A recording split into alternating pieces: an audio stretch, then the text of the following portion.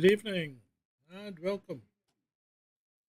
Oh, good evening, Troll Room. Red Eye and Julie, Nectaridus, Shalini. There's other people lurking. I can feel you. I can feel you in the ether. Ah, there we are. Espresso Mechanic TV. Good evening. There's one of them. Anyway, right. What are we going to talk? We're going to talk about. It's going to be a bit different tonight. I was looking at stuff for a upcoming episode. I was looking at the Pen Church stuff from 2016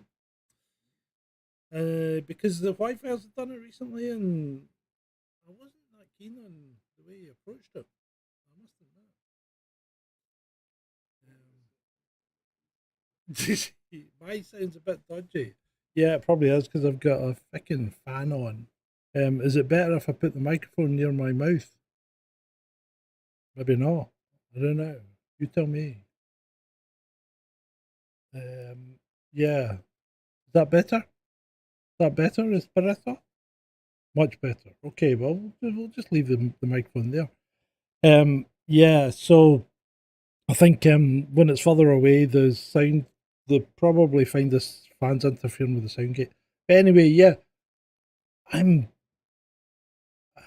to do more digging into this, the prime witness. I'm just, and this is quite good because this brings us into what we're going to be talking about tonight, which is online personas. And I find it quite worrying these days if someone doesn't have an online persona at all. What do you think, Ed? I mean, we actually this has all come about because Ed had an experience yesterday, didn't you, Ed?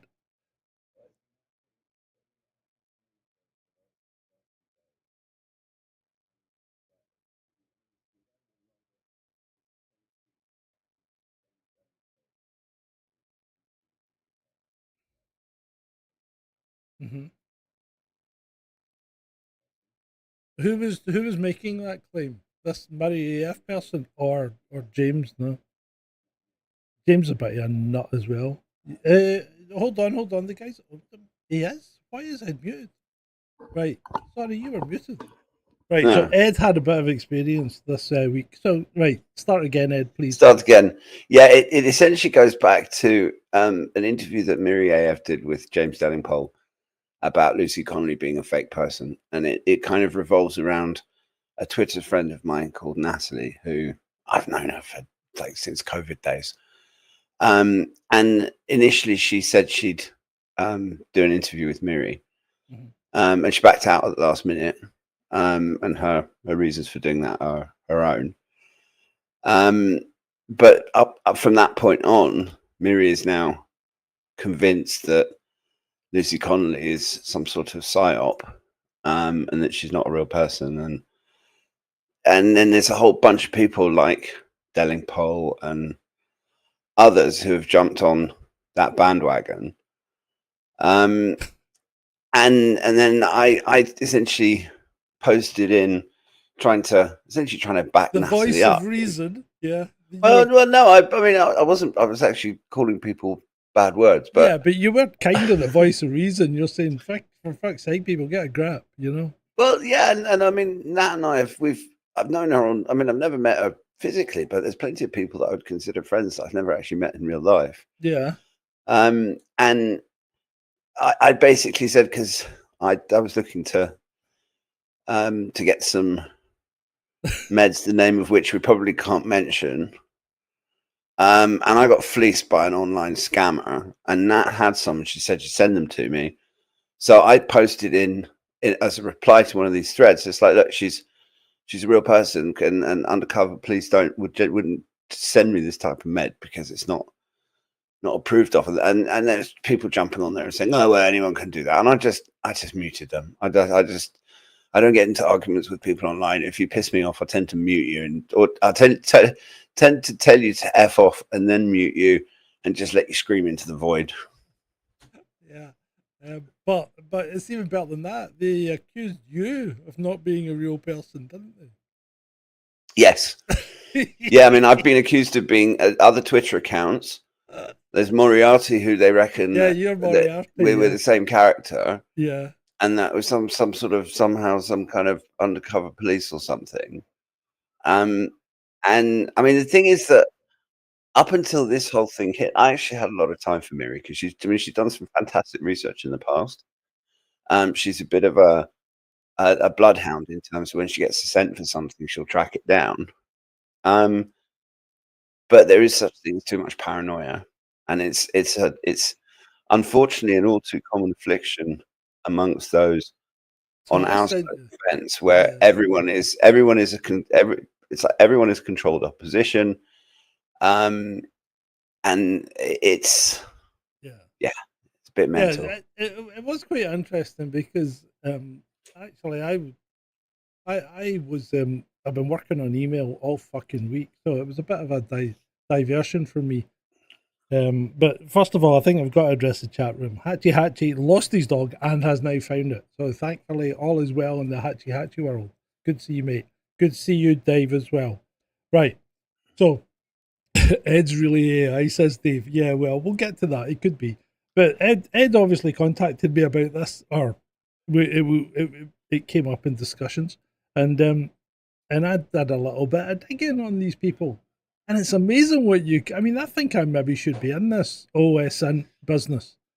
You Well, that's know, why I said because you're a cop, you're an ex-cop, so you were the logical choice. yeah, yeah. And in 30 minutes, I was able to find out quite a lot about both these people that were under this scrutiny. Although one of them is very much anonymous. You know, that in fact, if anything, it's not going to be Mary AF that's the undercover cop. It's that other person. But the writing's so poor. Well, they could be a cop, I suppose, because a lot of cops are pretty dense. Not all of them have 2 degrees, one a master's. Um, I just I don't know. I mean, at one point, Natalie was being really sarcastic with him because the whole notion that she's some sort of undercover police, and Miri was badgering her, saying, "Yes or no, are you undercover police?" It's just like, oh, my God, woman, seriously. Oh, these people are funny as well because people in this country have been so indoctrinated by American procedures that they think that you're entitled to things like a phone call if you get arrested. Mm. No, you're not. You're entitled to have a named person informed that you're in custody, but you're not entitled to make a phone call. And I've had guys block me over that because I don't know what I'm talking about. Um, you you you if you ask a cop if he's an undercover cop and he says he's not an undercover cop, then you've got him if he ever tries to get you. Not in the UK, you have it. You can say a cop can say what he likes as long as it's not actual entrapment. And entrapment is a kind of American thing. You get away with an awful lot more in the UK. For instance, we did a sting operation when I was in the traffic on illegal private hires, and we just went into a pub and sat and had half a shandy, and then phoned for a cab, and they would come to the pub because we knew it was these pubs that were working from. They'd come to the pub for a pickup. We'd get in the car, and then they'd drive around the corner, and the traffic car would pull them, and we'd get back out and go back to the pub. That's not entrapment, you know. Well, I mean, if you hear some of what British police have done, there was that guy who was working undercover in, was it the environmental movement or something, and he Oh ended up yeah, getting women yeah. pregnant and all sorts. Yeah, he went too far. You're not meant to get. You're not meant to. I think he went native actually, because he ended up with a baby and everything. Yeah, Yeah. that was absolutely crazy. Yeah, but I mean, I suppose it's a bit like you ever watched Who Deals Wins with Lewis Collins when he goes undercover? Can't And say that I have. he goes in. If you never watched Who Deals Wins, Don't think so. oh, you need to watch Who Deals Wins. Brilliant movie. He goes undercover as he gets fired from the SAS. It's the whole thing's a whole setup, and he goes undercover and infiltrates a terrorist terrorist uh, type Greenpeace type organization that's intending to blow up the American ambassador. Hmm. It's pretty good. Definitely worth watching. Right. So anyway, so I put it on my list. That was your incident, and you get a lot of that these days. I mean, you have these online personas. I mean, people have online personas. I've got an online persona, or two, or three, because I mean, obviously, I'm Sgt Grumpy, and I'm obviously the Grumpy Scot as well. And but these are, I would say, these are benign online personas. What do you think, Ed? You're just you are a real person, but you're projecting a different image of yourself merely for entertainment, which is what people do on TV. They call them Yeah, absolutely. And that's, I mean, presenters, it's harmless. You're not trying to.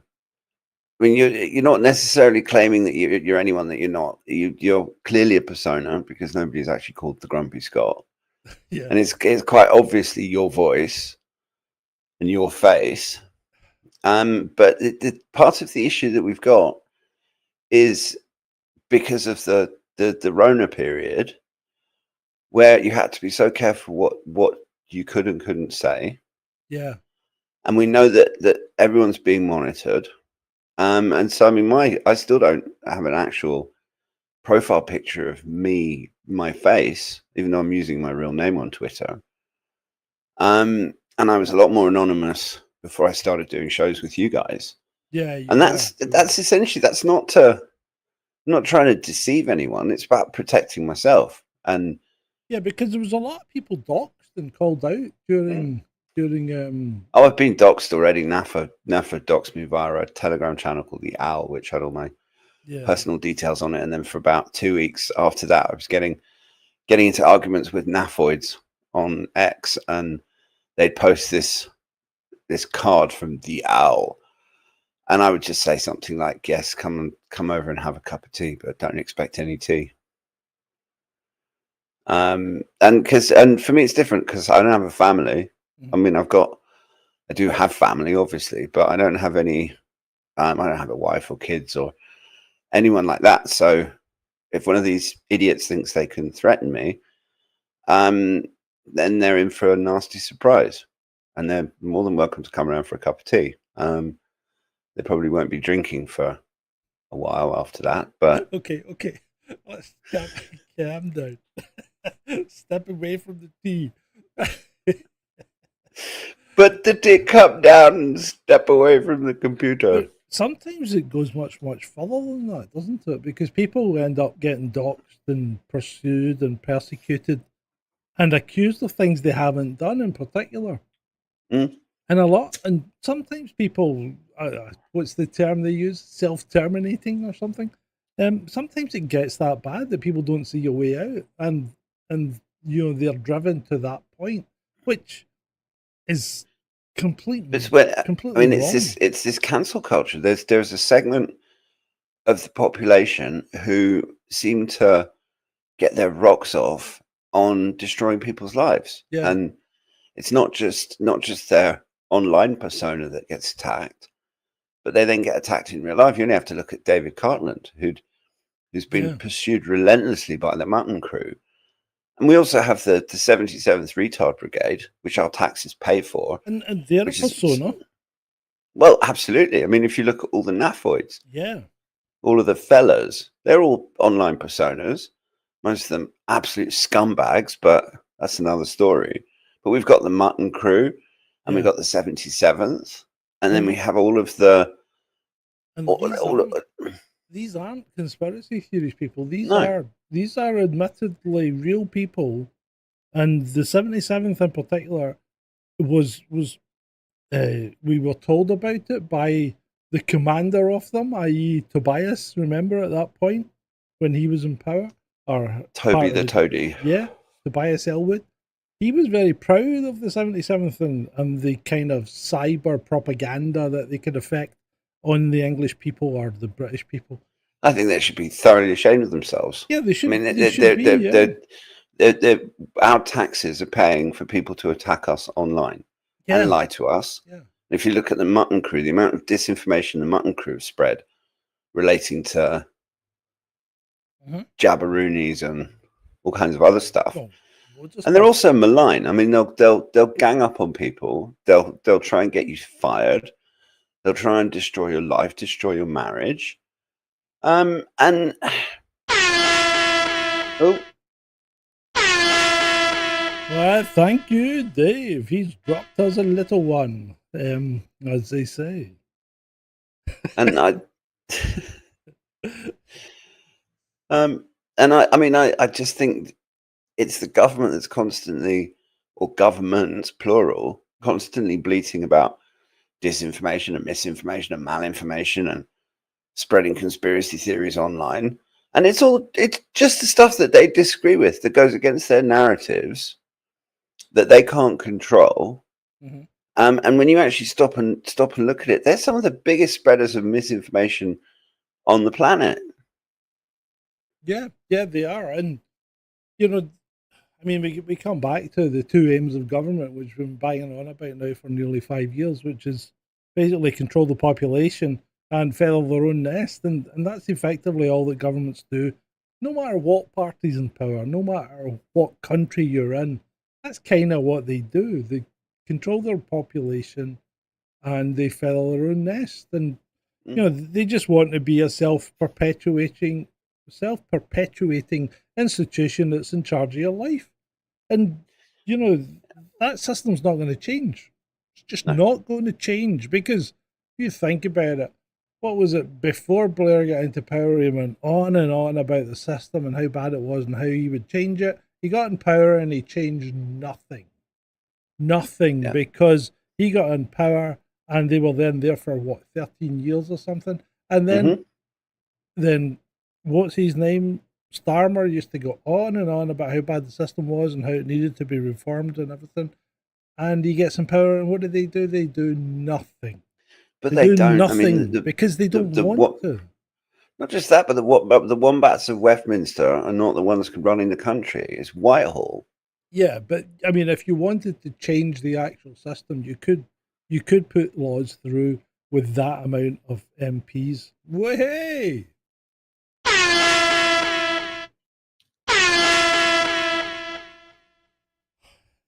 But that's if you go. I mean, thank you, Shalini.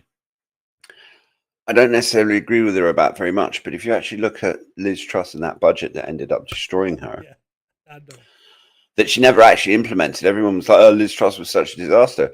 Mate, she was booted out before she had a chance to implement anything. And if you actually look through that budget that she and Kwasi Kwarteng came up with, it was actually going to probably do more benefits to the country than all the bullshit that we've had since then.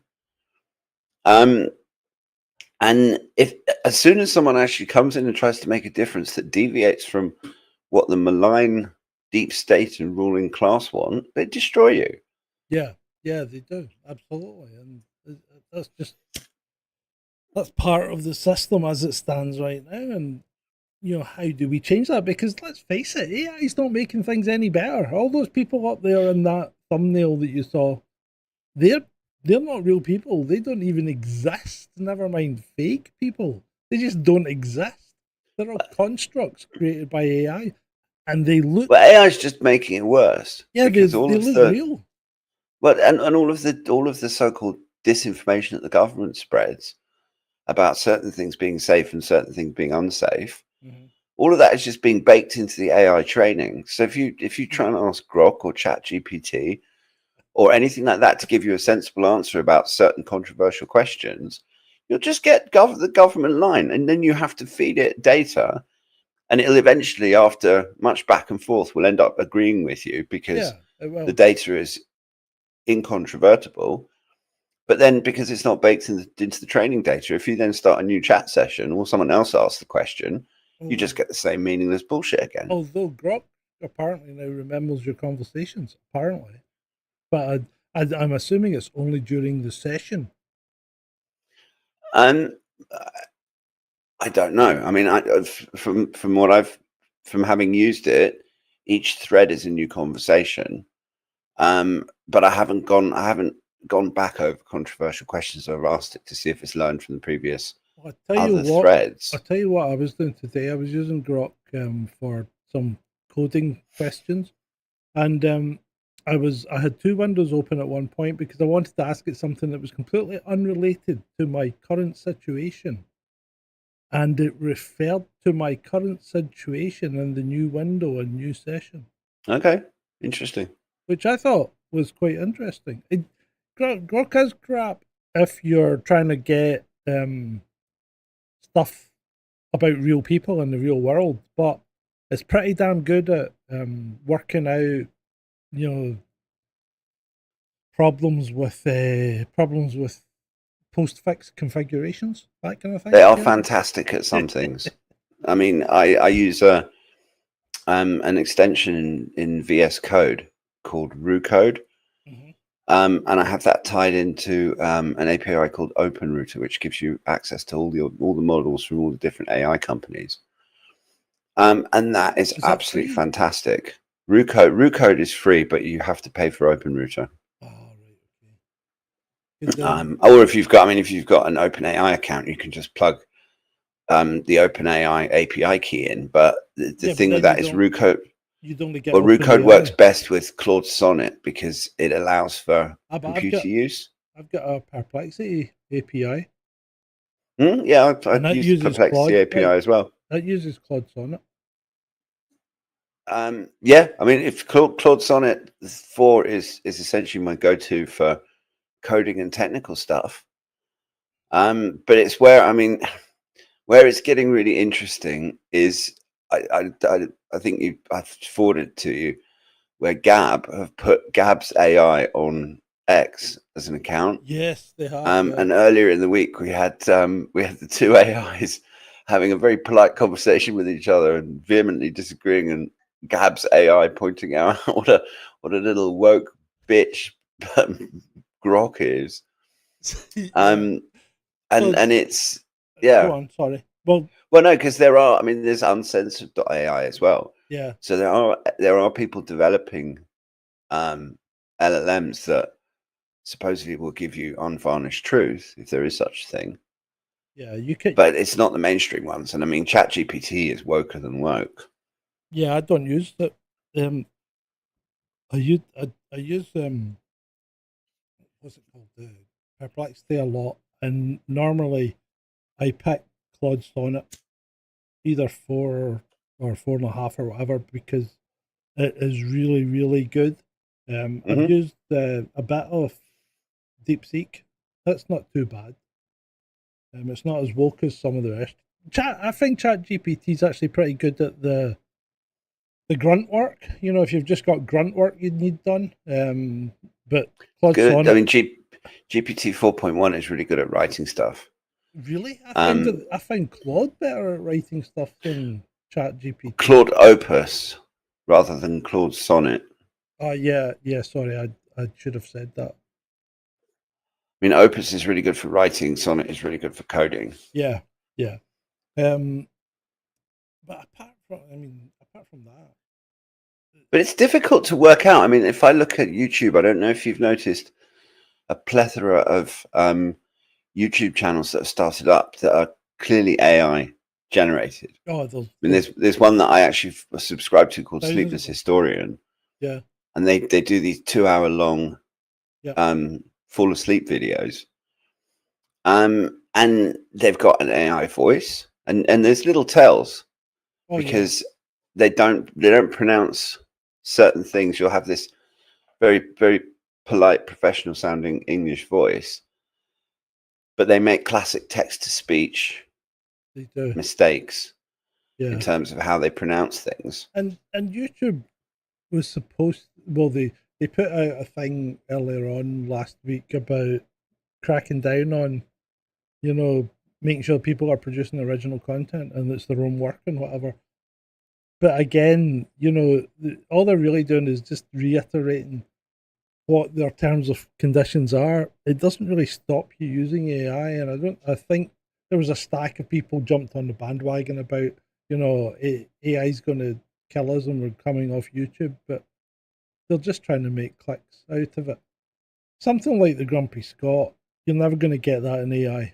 I mean, who comes up with a line like, can you imagine any AI coming up with a line like a cat trying to bury a turd like a one-legged cat trying to bury a turd on a marble floor.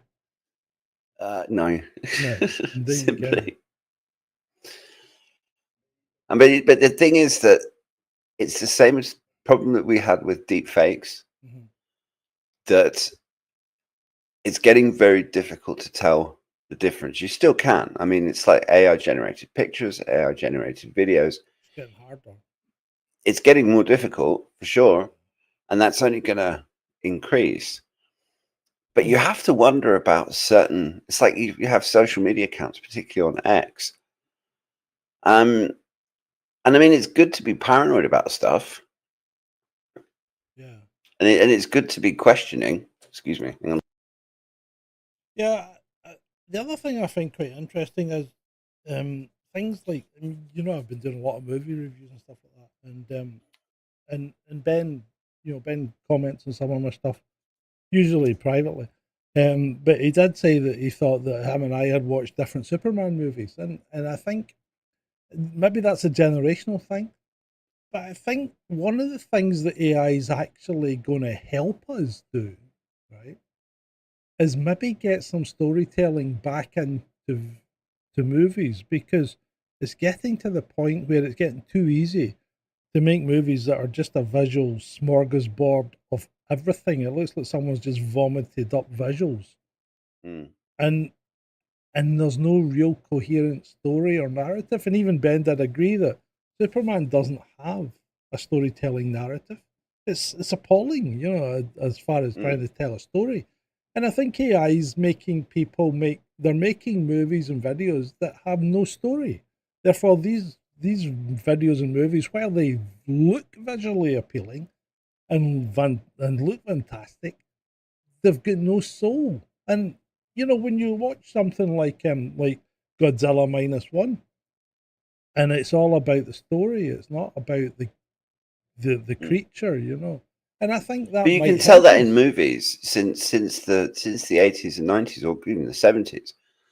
I mean, things like Jaws, for example. Yeah. I mean, one of the reasons that Jaws is such a good film is because of how much it leaves to the imagination.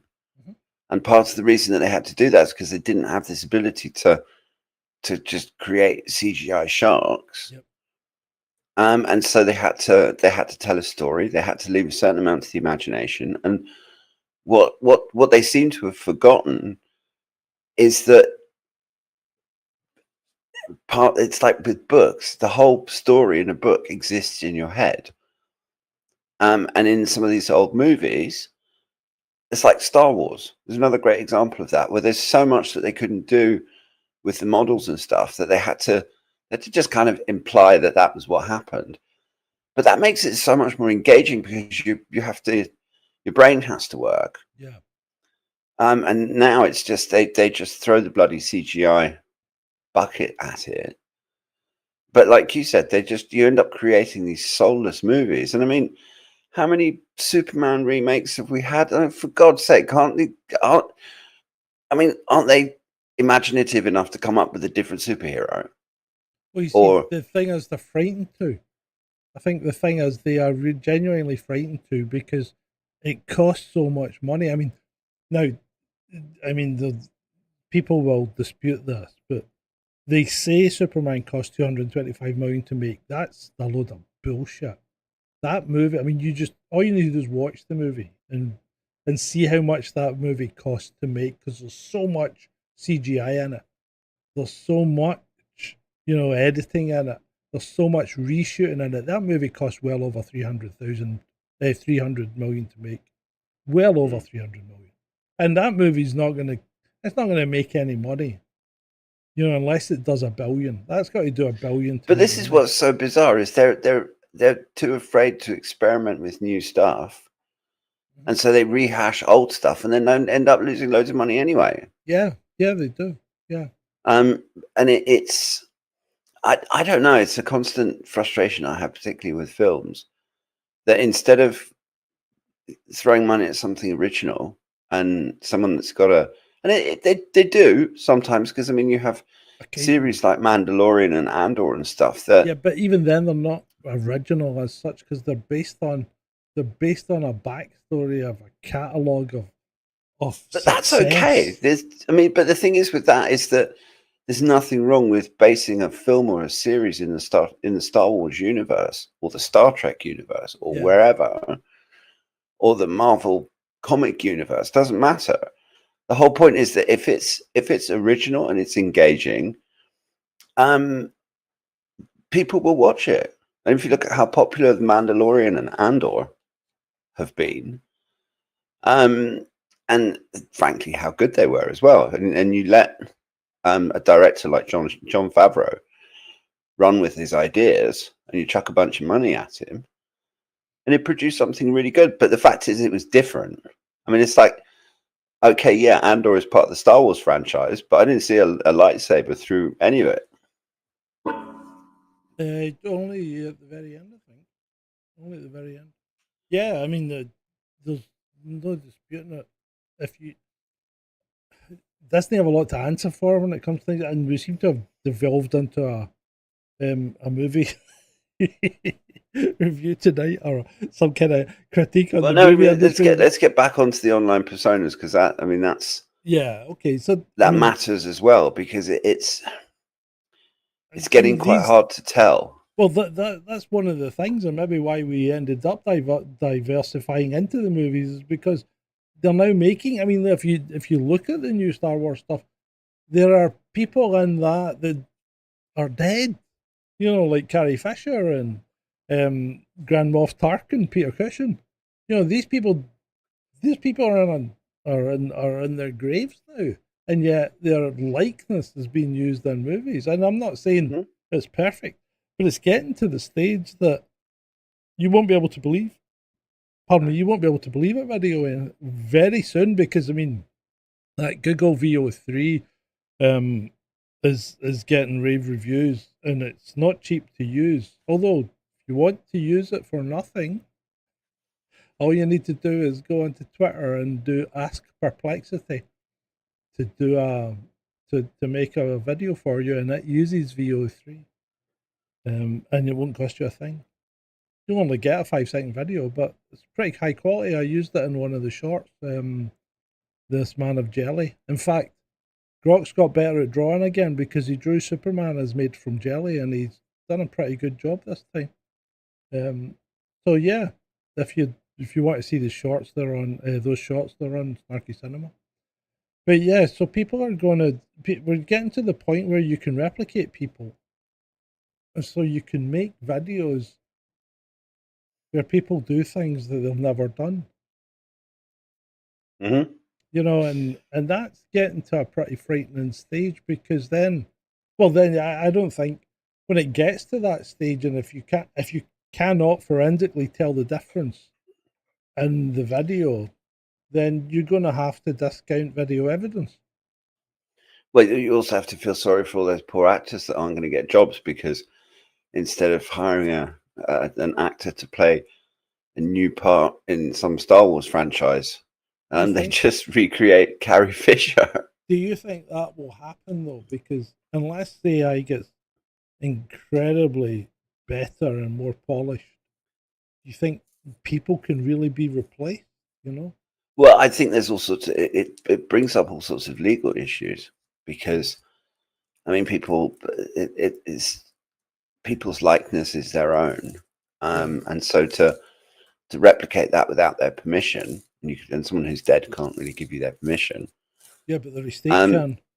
That's what happens. But I mean, if you look at James Earl Jones, for example, he's already worked with an AI company to replicate his voice, and while he's still alive, he has control over it. But once he dies, it means that the voice of Darth Vader will still be James Earl Jones in 20 years. Yeah. Harold on the vertical chat for some reason, but we covered some of the state stuff earlier as well, Harold. But we'll probably get back to it, because it's bloody hot, by the way. It's bloody hot. Sorry, I have to keep wiping myself. Yeah, don't worry about it, mate. So, I mean, that leads us on to things like fake profiles, because some people go out just now and create deliberately fake personas on social media and even in YouTube and things like that. I mean, you think Mr. Beast is like he is in real life and, Mr. Beast videos? Because let's face it, the stuff that happens in Mr. Beast videos isn't even like real life. We have people like Cat Toad. I mean, there are so many, and there's some big names that are pretty much completely anonymous. Mm-hmm. I mean, it wasn't for a very long time. Nobody knew who Cat Toad was. Yeah, and for example. So if we think about fake profiles and the fact that you're probably talking to some of them during the day, especially if you're on X or something like TikTok, because up to 4 to 6% of social media profiles are allegedly fake at the moment. So that figure is going to skyrocket, in my view. Well, at the moment, we've got things like Grok and Gab that are plugged into X, and we know who they are. Yeah. But it would be child's play to create AI bots, and I'm sure. People are doing it right now. Absolutely, I don't doubt it. I've been looking into automation. I mean, you've seen some of the stuff I was playing with earlier about scraping RSS feeds and getting AI to read them for me. Not read them for me, but read them and rank them, and then give me the top 10.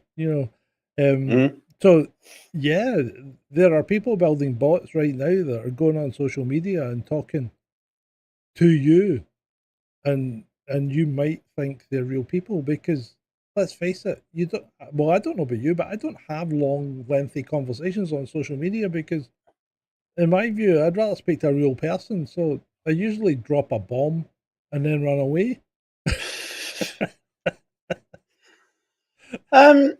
Yeah, I don't.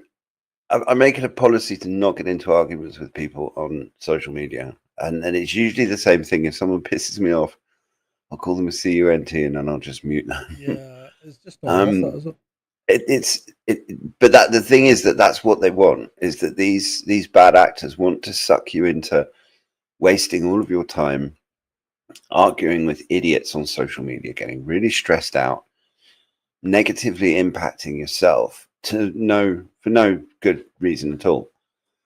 And you just end up wasting time that could be better spent doing something else that's more productive. Yeah. And also, some people just get off on it. I used to, in one of my previous incarnations, I was a guild leader in World of Warcraft. We had a little raiding guild. Don't knock it. You're never getting laid again. Sorry. Oh, like I have to worry about that. Sorry. And this was many years ago. I did lose one relationship over it. And I mean, I haven't played World of Warcraft in years. But there was one guy in our guild who would just wind people up. Yeah. And I never understood why. And then one night, he and I there was only two of us in the guild online.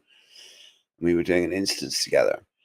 And we were just chatting away and having a few drinks. And it transpires that he basically just really enjoys winding people up. It's that anonymous internet arsehole syndrome. Yeah. And there's an awful lot of that. Some people just wind people up just because it makes them feel powerful or gives their lives a bit more meaning, or because it's just fun, or whatever the reason is. And you just have to be really careful with people online. Simple, and it's. I mean, obviously, you don't want to start telling people your life story and giving away loads of personal information. But it's okay to get to know people, and then you get a feel for them, whether that's a real person, whether they're genuine or not. Because if you talk to someone enough privately, I mean, I talk to people in DMs. Yeah. And you talk to someone enough, and you can generally get a feel for what they're like as a person. And okay, maybe they're still lying to you. I find talking to people in text doesn't work. I don't know if it's just me, but I like to be able to hear people. I need to hear inflection. I love to be able to see people when I'm talking to them because I like to see body language. Maybe this is just back to being a cop. It's just you're just an old-fashioned git, basically. I like to see body language. But I do get it, though. I to mean, hear text, inflection. sure, but text messaging, it has its place because some things you don't need a whole phone call for, just to send someone a quick message. Yeah. Anything that has emotional content, any kind of serious conversation should really, at the very least, be conducted on the phone, if not a video call. Yeah, I mean, anyone who's ever texted me knows they get really short answers back. Don't they, Shalini? Anyway. But also, everyone's different. I mean, yeah. And that's fine. We're all allowed to have our own way that we like doing things. It's like, for me, I'd much rather someone sent me a text message than rang me. Oh, right. See, I get. Yeah, no. If you want to ring me, send me a text message and ask me if I'm free. Yeah, well, okay, but I mean, and it's the same. I like that too, because I get text message is much less obtrusive. If you just ring someone, it's like, oh my god, my phone's ringing. Yeah. Now I have to talk to someone, but I don't want to talk to anyone. Normally, our interactions are fairly short, so I don't ever get to the point. But when I get to about 4 or 5 text messages, I'm normally at the point. That's it. This is better on a phone call because it's getting too involved. You know what I mean? I agree. Sometimes there is no substitution for phone calls, face to face, sitting down at a pub, having a few drinks, and it tends to be the more serious and hardcore or in depth or emotional the conversation is going to be, the better it is to have at least a phone call so you can hear tone of voice, and preferably video or physical presence so you can read body language as well. And I mean, so many arguments have started over text messages because of bad punctuation. Yep.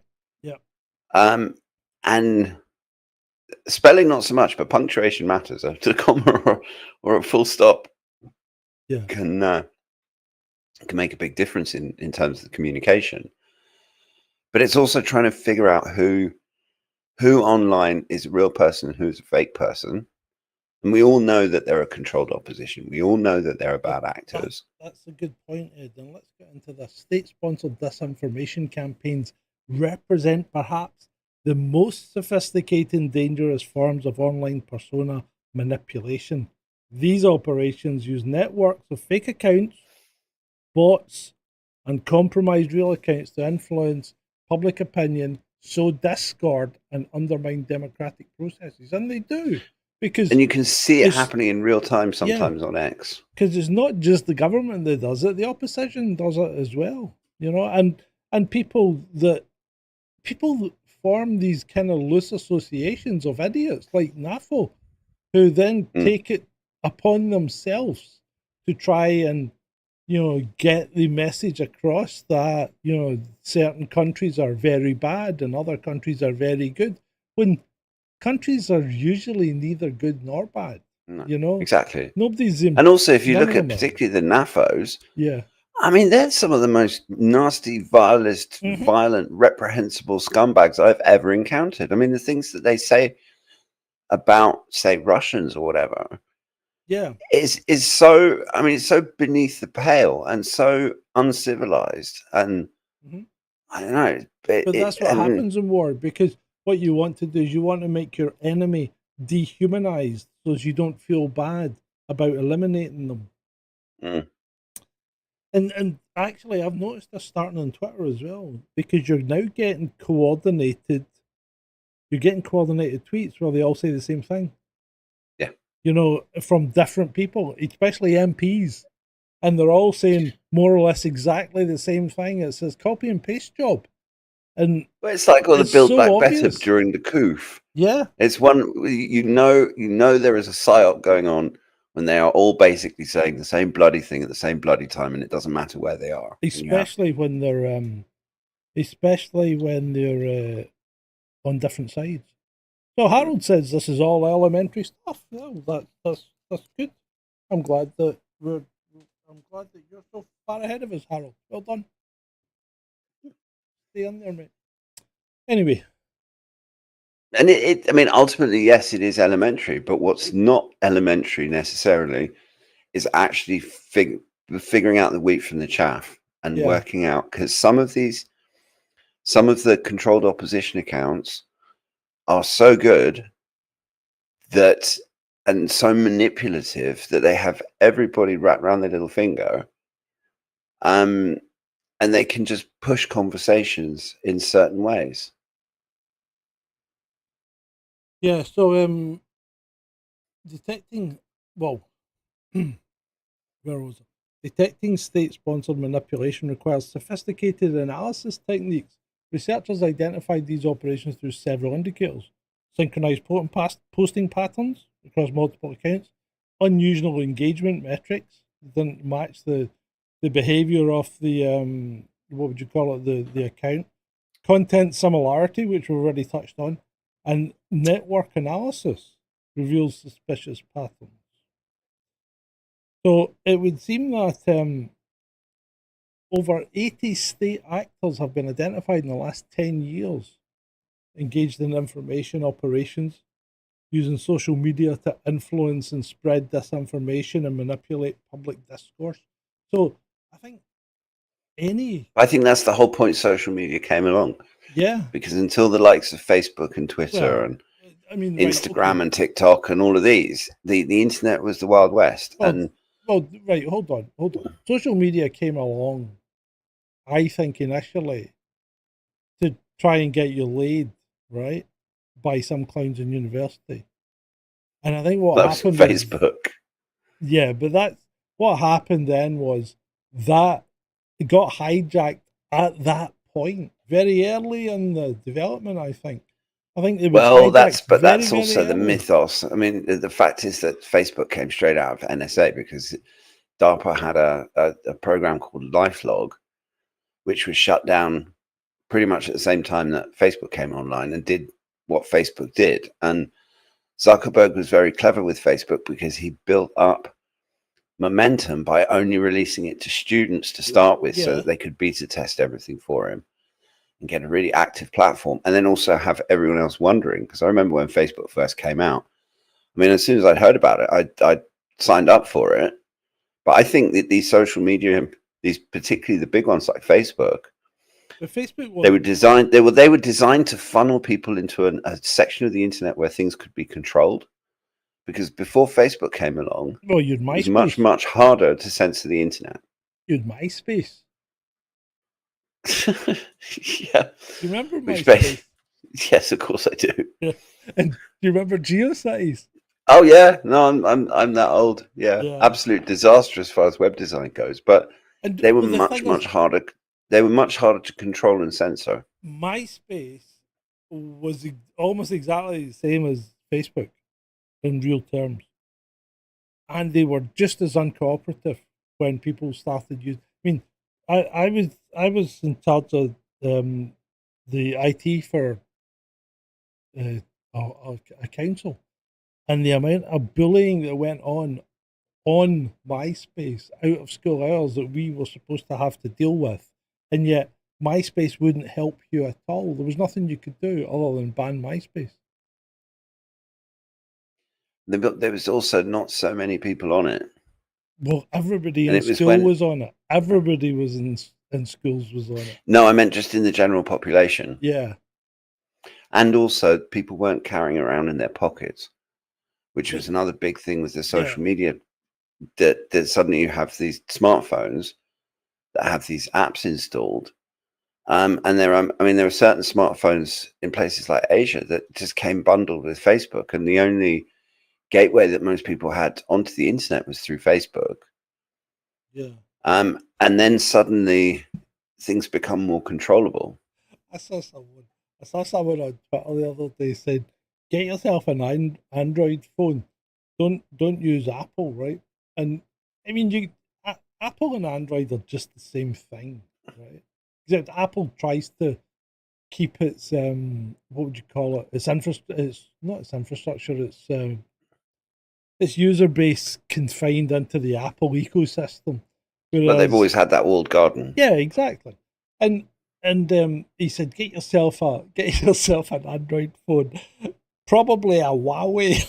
I thought, yeah, Huawei's really gonna keep you fucking safe.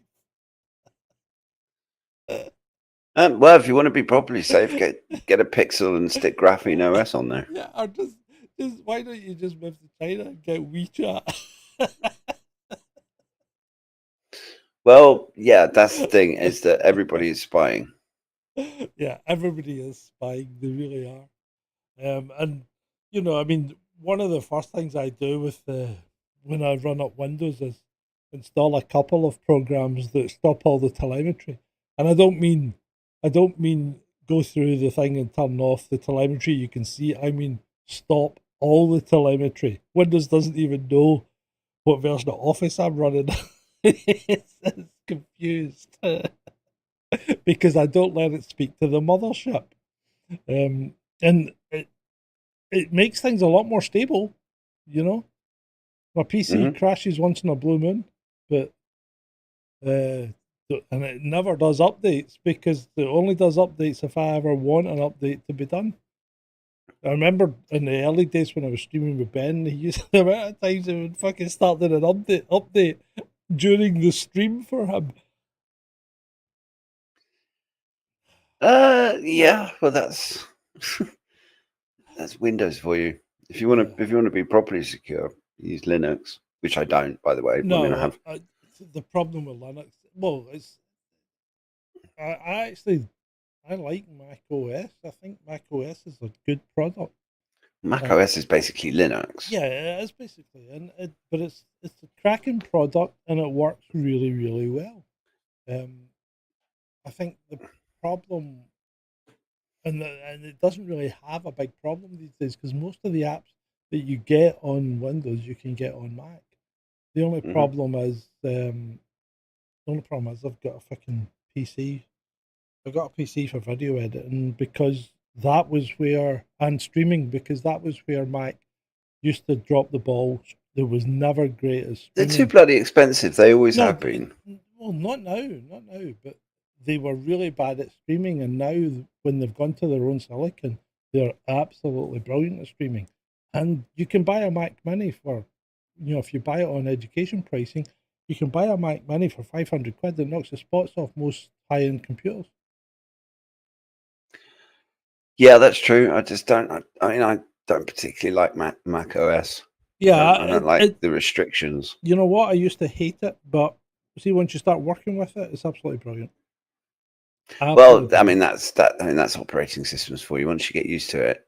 Well, like you said, it's like Linux, and once you get into it, you actually find that there's probably more you can do than you thought you could. You know, and it is. I mean, it's not perfectly secure, but it is very secure compared to Windows. Windows is fucking awful. So anyway, right, we've covered mental health and all that. Really, I probably don't want to get into it too much because it'll bring everybody down, and it's getting late because I don't know about you, but I'm sitting here in a puddle. Yeah, I'm sweating my tits off at the moment.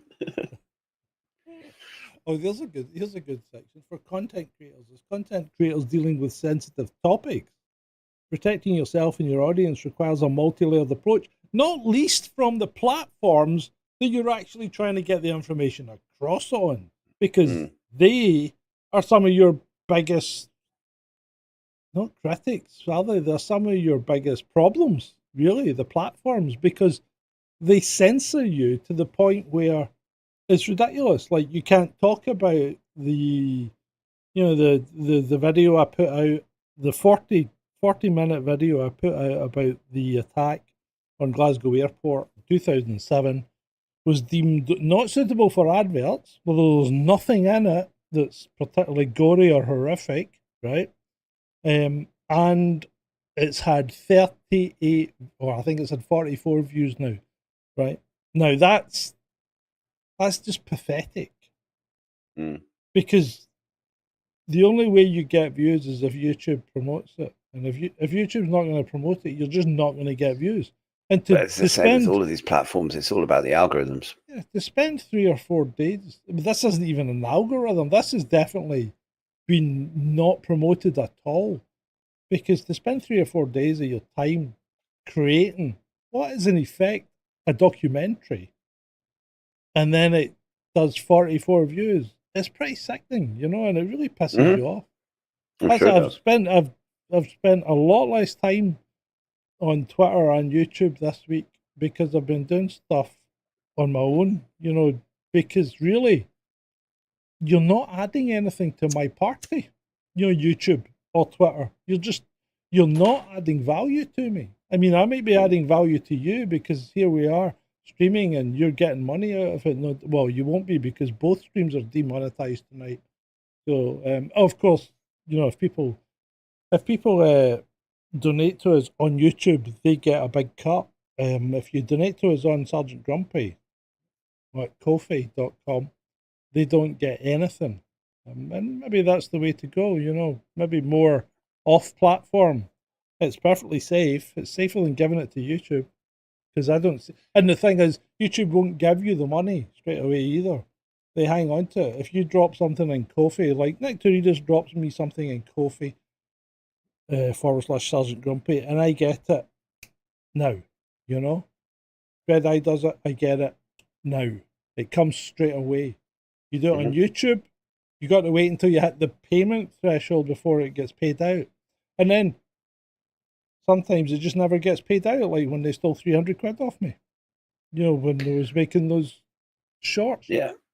Well, that's the thing. And it gives the platforms like YouTube or Facebook or X or whoever it is huge amounts of power. Oh yeah. And they can control the conversation, they can control narratives. And that makes them very interesting to governments. So governments then try and exert their influence on them.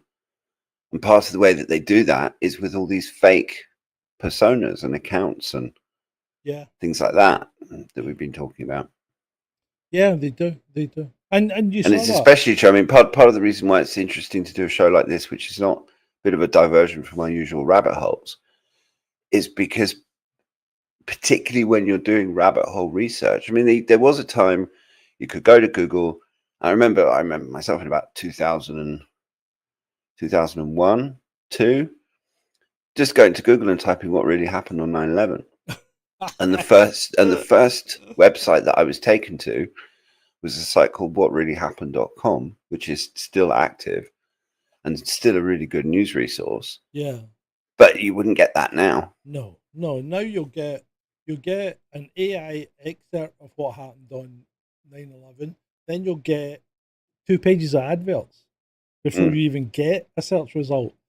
And then when you get the search results, it's all the NIST report and the 9/11 Commission report. Exactly. And so I got sent an invite today from Perplexity inviting me to try out their new browser called Comet. Okay. So I'll let you know what it's like.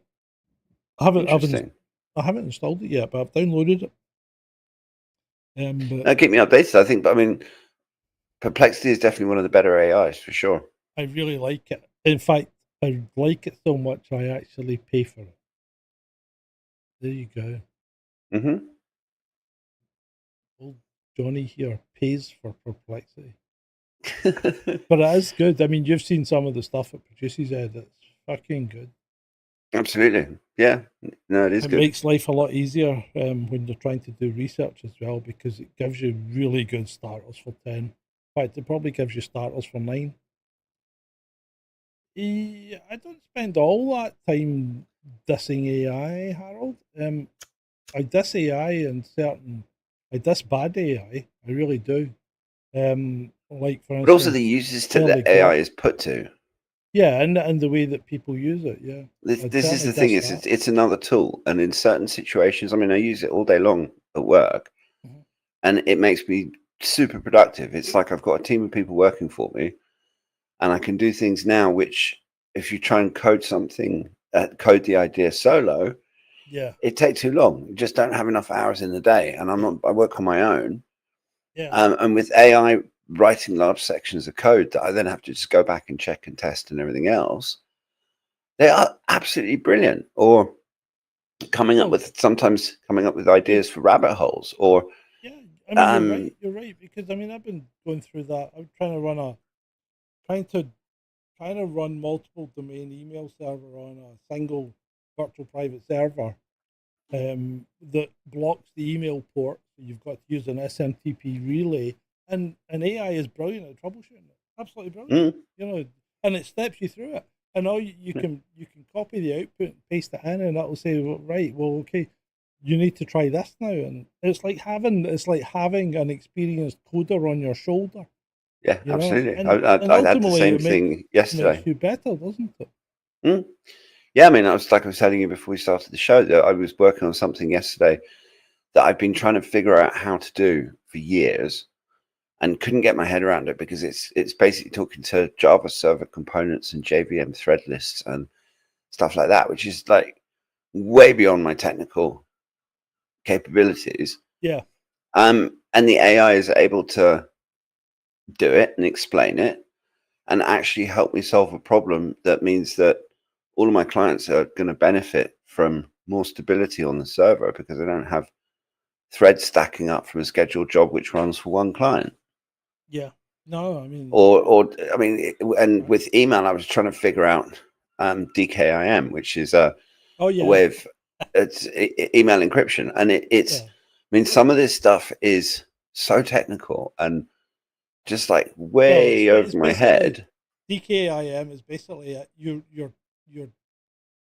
server, your mail server writes a public key so that it can identify itself to other mail servers, so as people know that it's a genuine mail server and you don't get put in the spam folder. Absolutely, but it's dependent on lots of different factors to make it actually align. Yeah. And these are things that AIs are fantastic at, or simple things. You can go into, if you're not sure what to have for dinner, you can give ChatGPT or Grok a list of things that you've got in your fridge, and it'll come up with suggestions for dishes you could make. Never tried that. And you can have it you can have it write. I mean, it's good at writing stuff too. So sometimes we get questionnaires from clients about various different security things, and you know, this big long questionnaire, and you're not sure necessarily what the questions mean. You just get it to write the answers for you, and you've just saved yourself an entire afternoon's worth of frustrating, pain in the ass work. Yep.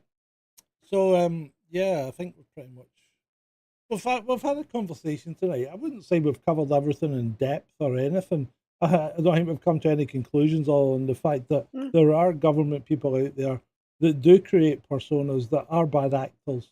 They use bots. They try and pick up on narratives and steer them towards, you know, different ways that maybe the mood of the country or the mood of the people actually have.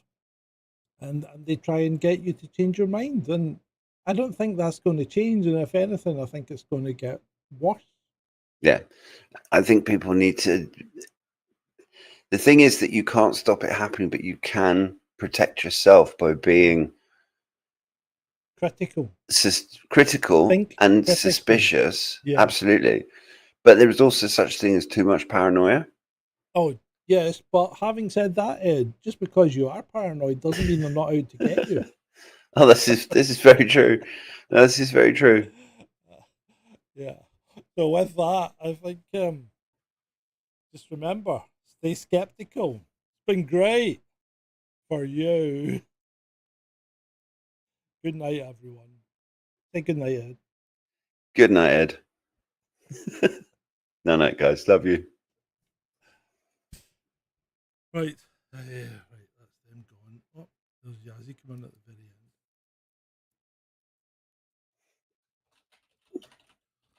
Oh, bloody hell. Right. End the stream. End the stream. That's not bad. 31 views, 19 peak, 16 hours. That's not bad for a off the cuff rabbit hole. Wasn't even a rabbit hole. I know. Yeah. Maybe we should do that more often. Bloody hell. Well, sometimes it's nice just to have a free-form chat about I enjoyed that. Things that come up. Yeah, I enjoyed it. I mean, I'm up for that. We don't necessarily always have to do scripted rabbit holes. Yeah, I certainly enjoyed it.